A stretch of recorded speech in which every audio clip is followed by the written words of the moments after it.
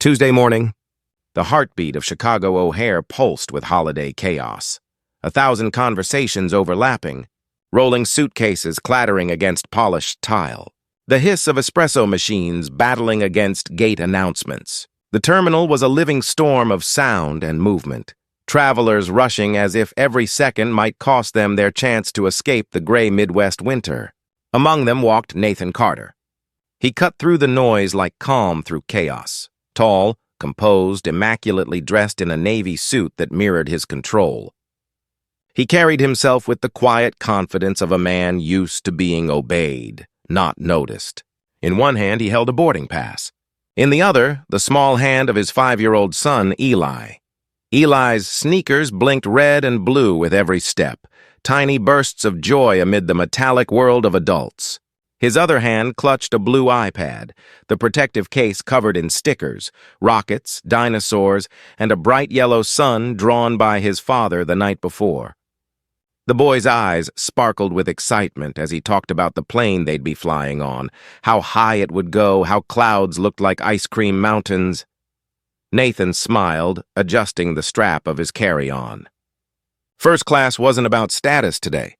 It was about peace. A quiet space where his son could play his game, eat his snacks, and look out the window without judgment. He'd spent too many years watching people underestimate or look down on others. This morning, he simply wanted to protect one small world, the one sitting beside him. They boarded smoothly, the scent of fresh coffee and leather greeting them as they entered the first-class cabin. Eli pressed his face to the oval window, whispering, "It's so big, Daddy." Nathan smiled, lowering their bags into the overhead compartment before helping Eli into his seat. The boy slipped on his headphones, the soft glow of his game reflecting on his face. Peace at last. Until she arrived.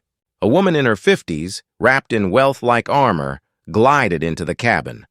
Designer sunglasses, pearl earrings, and a diamond bracelet that caught the light like arrogance itself. Catherine Doyle.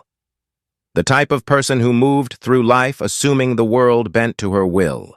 She stopped near Nathan's row, eyes narrowing at the faint sound of Eli tapping his screen. "Keep that thing quiet," she snapped. Nathan turned his head, his expression unreadable but firm. "He's wearing headphones, ma'am." She gave a sharp, dismissive sniff and turned away, settling into her seat 2 rows ahead. Nathan exhaled softly. He'd dealt with people like her all his life. The ones who mistook privilege for power, rudeness for authority. He hoped that would be the end of it. It wasn't. The plane door sealed. The hum of engines built beneath their feet. Flight attendants moved gracefully through the aisles, preparing for takeoff. Eli tapped happily at his iPad, building bridges across digital rivers. And then, a single explosive sound tore through the cabin. Crack! The noise was sharp, sudden, final. Eli gasped. His small hands froze above the device. The iPad lay on his lap, its screen a web of shattered glass. Silence spread like smoke. Newspapers stilled. Conversations died mid-sentence. The only sound was the faint hum of engines and Eli's trembling breath. Nathan looked up slowly. Catherine Doyle stood there, her hand still raised from where she had struck. Her voice came out like venom laced with pride.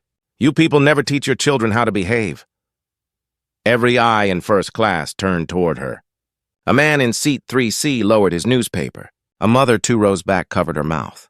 The flight attendant, Jessica, froze mid-step, her serving tray quivering. Nathan rose from his seat, each movement deliberate, each breath measured.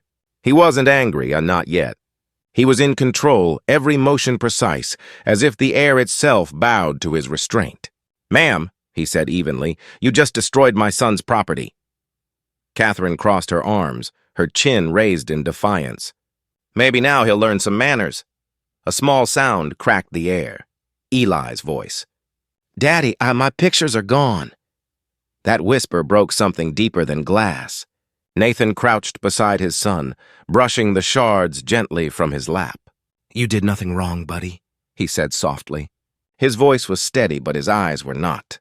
They were cold, focused, unblinking. The flight attendant found her voice. "Ma'am, please return to your seat." But Catherine wasn't finished. "I paid for peace and quiet," she sneered. "If you can't control him, maybe first class isn't for you." Nathan stood again, his full height casting a long shadow over her. His voice dropped lower, smoother, a whisper that carried more authority than any shout. "Sit down, before you make this worse." Something in his tone made even Catherine hesitate. The cabin seemed to hold its breath. Jessica rushed to the intercom, calling for the senior cabin manager. Within moments, Patricia Hayes appeared, silver hair neatly tied, eyes sharp with experience. She took in the scene in a single glance. The shattered iPad, the trembling boy, the furious calm of the father. And she understood. "Ma'am," Patricia said coolly, "you need to come with me." Catherine's laugh was brittle. "I'm not going anywhere. That child was disturbing me." "No, ma'am," Patricia replied, voice like tempered steel. "You just committed an act of aggression on an aircraft. Move now." Phones rose silently. Passengers began to record. Catherine's expression flickered, outrage giving way to the first traces of fear.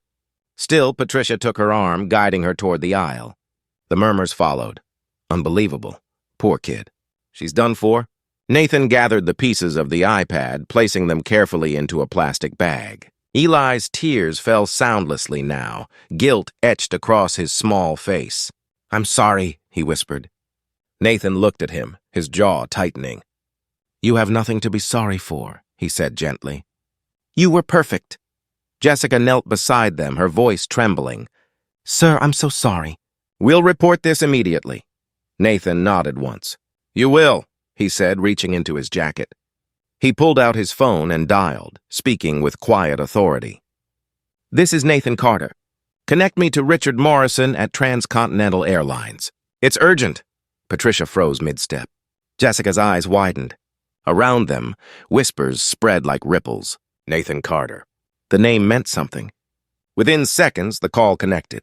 "Nathan, are you all right? Is there a problem with the plane?" Morrison's voice carried through the line, sharp with concern. "The plane's fine," Nathan said. "But one of your passengers just assaulted my son. Handle it. Immediately." There was silence on the other end, then Morrison's tone changed. "Understood. Give me 1 minute." When he returned, his voice filled Patricia's headset, audible to all nearby. Effective immediately, Catherine Doyle is permanently banned from Transcontinental Airlines and all partner carriers. Upon landing, she will be met by airport police and corporate security. File a full incident report and ensure she faces full charges. Patricia straightened. "Yes, sir." She turned to Nathan, her eyes softening. "Mr. Carter, I promise, justice will be served." Eli looked up through tearful eyes. "Daddy, is she going to jail?" Nathan knelt again, meeting his gaze. "She's going to learn that hurting people has consequences." A soft applause rippled through the cabin. A woman across the aisle whispered, "Good for you." A man behind them leaned forward. "I filmed everything." "You've got witnesses." Nathan thanked them quietly. His calm remained, but beneath it burned conviction, the kind that could move mountains. When the plane landed in Miami, the world had already begun to react. Videos uploaded mid-flight had gone viral. Hashtags trended within minutes. Asked iPad, Justice at 35,000 FT, and news outlets were already reaching out for statements. At the gate, 2 police officers and a corporate executive waited. Catherine Doyle was escorted off the aircraft in handcuffs, her designer glasses slipping as reporters shouted her name. She shouted back, "This is a misunderstanding!" But the cameras had captured everything. Waiting at the terminal was Nathan's mother, Lorraine, her arms open, tears glistening. Eli ran to her, his laughter echoing through the crowded gate. Nathan followed, tension melting at last. A company representative approached. "Mr. Carter," he said respectfully, "Ms. Doyle has been banned across the entire airline network. Charges are being filed. Mr. Morrison wants to meet with you to discuss new policy reforms. Your input would mean a lot." Nathan nodded, his tone firm. "Good. Let's make sure this never happens again." Days later, Catherine Doyle's face was on every screen. The courtroom footage spread. Her tearful apology, her sentence, 6 months in jail, and a lifetime flight ban. She lost her real estate license, her board seats, her reputation. When journalists asked for Nathan's comment, he gave only one statement. "Accountability isn't revenge. It's how we build a safer world for our children. Weeks passed. A new initiative launched under Nathan's personal funding. Eli's Promise, a program enforcing zero tolerance for discrimination in air travel. The first billboard went up at O'Hare. Its message was simple. Every child deserves to fly without fear. Months later, Nathan and Eli boarded a flight again. This time, no one stared. No one whispered. The attendants smiled kindly, one handing Eli a small toy airplane. Eli turned to his father, clutching his new iPad. "Daddy," he asked, "do you think the lady learned her lesson?" Nathan smiled faintly, eyes on the clouds outside. "I hope she did, son." Eli nodded. "Good, because now I can build a bigger bridge." Nathan watched him play, the rhythmic tapping of his fingers filling the cabin with peace. Sunlight spilled across the seats as the jet climbed into open sky, painting the clouds gold. He realized then, this was more than justice. It was change, the kind that begins quietly, with dignity and courage, the kind that reminds the world that strength doesn't always roar. Sometimes it simply stands tall, protects what's right, and refuses to be broken.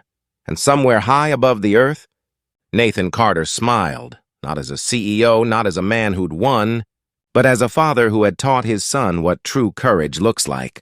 Because change, he knew, doesn't start with power. It starts with compassion, at 35,000 feet above the noise.